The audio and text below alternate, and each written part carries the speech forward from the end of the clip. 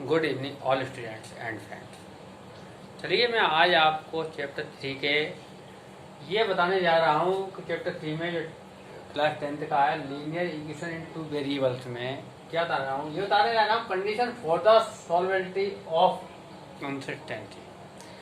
ठीक, क्या कंडीशन है कि किस इक्वेशन जो दो दी गई है उनके सॉल्यूशन होंगे या नहीं होंगे, या कितने सॉल्यूशन निकल सकते हैं, यानी कितने आंसर निकल सकते हैं। इस बात की हम चर्चा करेंगे और इसको मैं समझाऊंगा। थोड़ा सा ध्यान से देखें आप पूरे वीडियो को। हमारे पास 2 इक्वेशन होती है,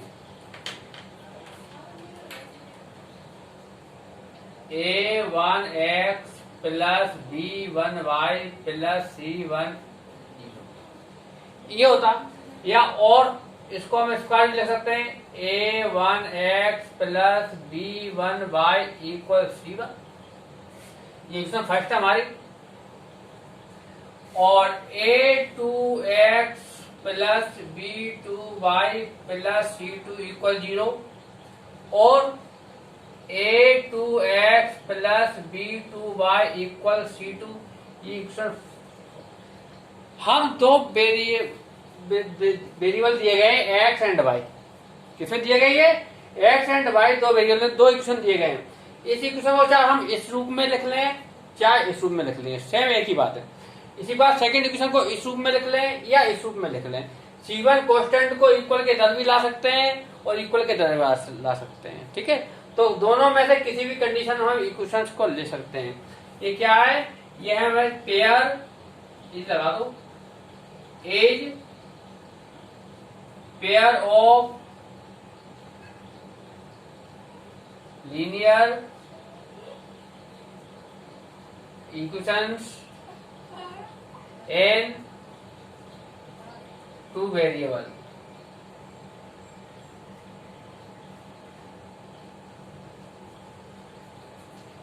with x and y, with x and y। ये x and y ये इसमें 2 वेरिएबल दिए गए x और y में। ठीक है, 2 इक्वेशन दिए गए हैं। इन इक्वेशन में हम कंडीशन फर्स्ट बनाएंगे। पहली कंडीशन क्या दी गई है, एक यदि हमारे पास a1 upon a2 not equal b1 upon b2। अगर हमारे पास ये कंडीशन दिया है a1 upon a2 not equal b1 upon b2, ये कंडीशन दी जाए तो क्या होगा, इसमें दोनों इक्वेशन जो दी गई हैं ये कंसिस्टेंट होंगे। कैसे होंगे, कंसिस्टेंट होंगे, कंसिस्टेंट होंगे। कैसे होंगे, विद यूनिक सॉल्यूशन। किसके साथ होंगे, यूनिक सॉल्यूशन, यानी इसका केवल एक x का मान निकलेगा, केवल एक y का मान निकलेगा। यूनिक का होगा अद्वितीय, यानी x और y के केवल और केवल एक आंसर ही निकलेंगे, दूसरा कोई आंसर नहीं आएगा। इसको हम कहेंगे यूनिक सॉल्यूशन। तो ये किसमें होगा, कंसिस्टेंट होगा, विद यूनिक सॉल्यूशन से होगा। तो क्या लिखेंगे, a1 upon a2 not equal b1 upon b2 consistent with unique solution.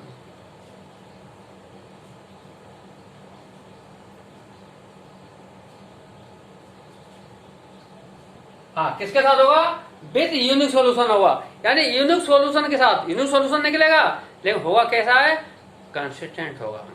अब आइए ये 2 इक्वेशन जो दी गई हैं, अब आइए ये किस प्रकार की लाइनें रिप्रेजेंट करेंगी। तो ये लाइनें जब यूनिक सॉल्यूशन होता है तो लाइनें कैसी होती हैं, इंटरसेक्टिंग लाइनें बनाती हैं। अगर हम इसका ग्राफ बनाएंगे तो लाइनें कैसे आएंगी, इंटरसेक्टिंग लाइनें। तो क्या लिखेंगे, लाइन्स, यहां पे लिख लेंगे लाइन्स रिप्रेजेंटेड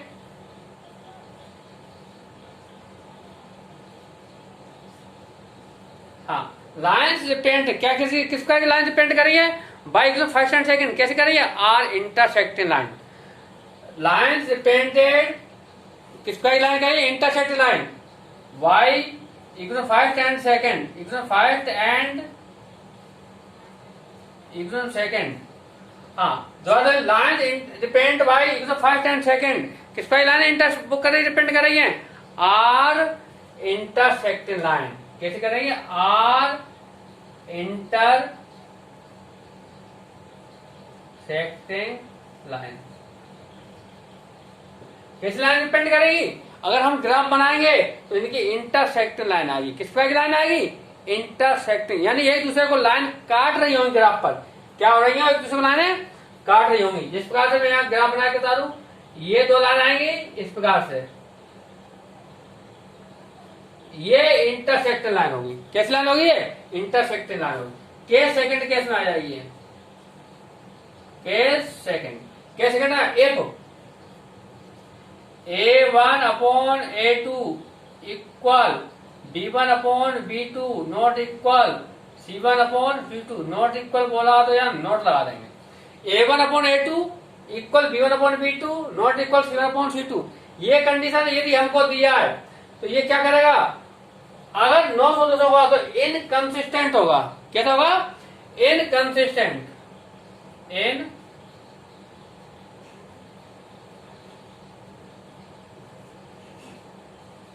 इनकंसिस्टेंट किसके साथ होगा? With no solution. With no solution. इसके साथ नो सोल्यूशन के साथ होगा, इसका कोई सोल्यूशन नहीं आएगा। A1/A2 equal B1/B2 not equal C1/C2 दिया जाए तो क्या होगा? ये इनकंसिस्टेंट होगा। कैसा होगा? ये इनकंसिस्टेंट होगा और इसका कोई सोल्यूशन नहीं होगा। और इसमें लाइनें किस प्रकार से आएंगी? लाइन्स रिप्रेजेंटेड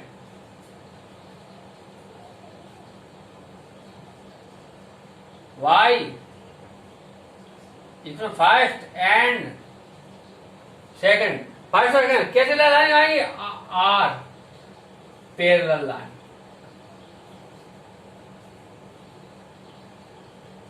कैसी लाइन आएंगी? ये आएंगी पैरेलल लाइन आएंगी। किस प्रकार की लाइन आएंगी? पैरेलल। इसमें दो लाइनें इस प्रकार की बनेंगी,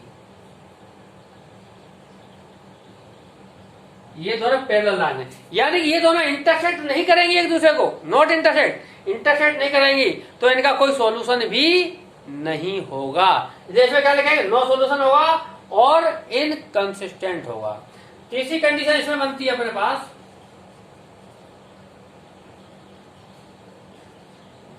F A1/A2 equal B1/B2 equal C1/C2।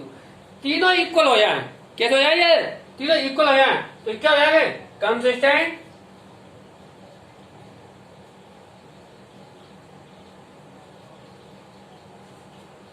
Consistent with,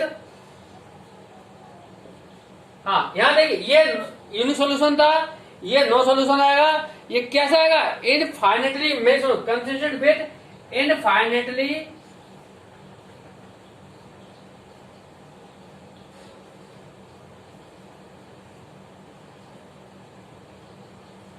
many solution.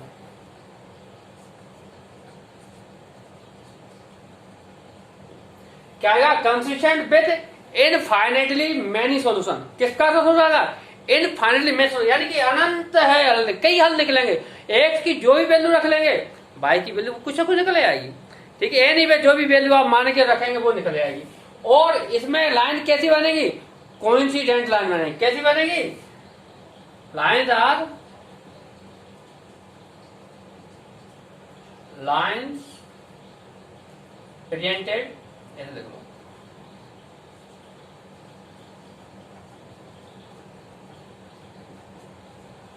Presented by equation first and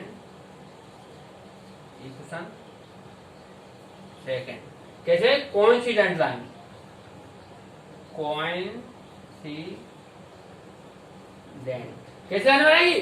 coincident line कैसी होती है? एक दूसरे के ऊपर। कैसी होती है वो? कोइंसिडेंट कैसी होती है? एक दूसरे के ऊपर होती है। कोइंसिडेंट लाइन क्या लिखा है? कोइंसिडेंट, यानी किस प्रकार की लाइन होती है? ये होती है, ये लाइन, दोनों लाइन एक दूसरे के ऊपर ही बनेगी। दोनों लाइन किसके ऊपर बनेगी? एक दूसरे। तो दोबारा सुन लीजिए पूरी चीज को आप। हमारे पास दो इक्वेशन दी गई है, a1x plus b1y plus c1 equal 0, या इसको स्क्वायर करते हैं a1x plus b1y equal c1, एक ही बात है, दोनों में किसी फॉर्म में लिख लो आप। दूसरी इक्वेशन है a2x plus b2y plus c2 equal 0 और a2x plus b2y equal c2 equation, इसको भी दोनों फॉर्म में लिख दिया मैंने, किसी फॉर्म में लिख सकते हैं आप। तो इसमें 3 कंडीशन बनती हैं। पहली कंडीशन, या 2 इक्वेशन दी गई हैं, इनका यूनिक सॉल्यूशन होगा या नो सॉल्यूशन होगा या इनफाइनाइटली मेनी सॉल्यूशन, कोई 3 में से कोई एक सॉल्यूशन होगा।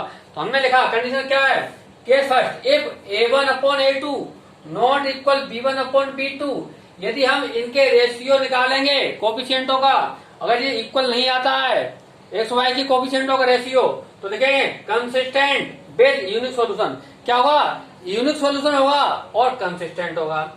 Lines represented by equation first and second, यदि हम ग्राफ बनाते हैं तो इक्वेशन फर्स्ट और सेकंड कैसी लाइनें बनाएंगे, इंटरसेक्टिंग लाइन है, यहाँ मैंने दर्शा दिया, ये इंटरसेक्टिंग लाइनें बना रही हैं। कैसी लाइन बनाएंगे, ये इंटरसेक्टिंग, एक दूसरे को लाइन काटेंगी, जिस पॉइंट पे काटेंगी वही इसका सॉल्यूशन कहलाता है। ठीक है, दूसरे case second condition, if a1 upon a2 equal b1 upon b2 not equal c1 upon c2, यदि दोनों इक्वल हैं और c1 c2 इक्वल नहीं है तो इनकंसिस्टेंट, कैसा होगा, इनकंसिस्टेंट होगा विद नो सॉल्यूशन, और इसका कोई भी सॉल्यूशन नहीं होगा। तीसरी कंडीशन है, if a1 upon a2 equal b1 upon b2 equal c1 upon c2, तीनों के कोफिशिएंटों का रेशियो यदि इक्वल आता है तो लिखे थे consistent with infinitely many solution. क्या होगा, इस कंडीशन में इसके बहुत से सॉल्यूशन निकलेंगे, मेनी सॉल्यूशन निकलेंगे, यानी एक्स की कोई भी वैल्यू आप पुट करेंगे तो वाई की कोई वैल्यू निकलेगी। ठीक है, हर वैल्यू हर पॉइंट इसका सॉल्यूशन होगा। ठीक है, तो क्या लिखेंगे, lines represented by equation first and second coincident, जब दोनों की हम ग्राफ बनाएंगे, लाइन बनाएंगे, तो दोनों लाइनें एक दूसरे के ऊपर ही आएंगी। कैसे आएंगी, दोनों लाइनें एक दूसरे के ऊपर आएंगी, इसका तो इसको कहेंगे कोइंसिडेंट लाइन। ये मैंने आपको 3 कंडीशंस बता दी हैं। थैंक्स ऑल, और जहां भी समझ नहीं आए आप दोबारा लिखना, और प्लीज चैनल को सब्सक्राइब अवश्य करें। थैंक्स।